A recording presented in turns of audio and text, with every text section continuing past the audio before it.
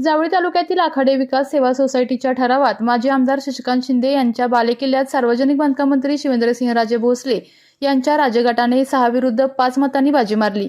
आगामी जिल्हा मध्यवर्ती बँक निवडणुकीच्या पार्श्वभूमीवर अत्यंत महत्त्वाच्या मानल्या जाणाऱ्या या लढतीत मंत्री शिवेंद्रराजे भोसले यांच्या राजगटाच्या उषा सुरेशराव शिंदे यांनी विद्यमान चेअरमन राजेंद्र शिंदे यांचा एका मताने पराभव केला। दोन्ही गटांनी आपली सर्व ताकद पणाला लावल्याने आखाडे गावात जोरदार राजकीय तणाव निर्माण झाला होता। मात्र मेढा पोलिसांच्या कडक बंदोबस्तामुळे कायदा सुव्यवस्थेचा प्रश्न उद्भवला नाही। शशिकांत शिंदे गटाच्या प्रभावी गावातच राजगटाने मिळवलेला हा विजय आगामी जिल्हा बँक निवडणुकीच्या दृष्टीने राजकीय समीकरणे बदलणारा मानला जात आहे।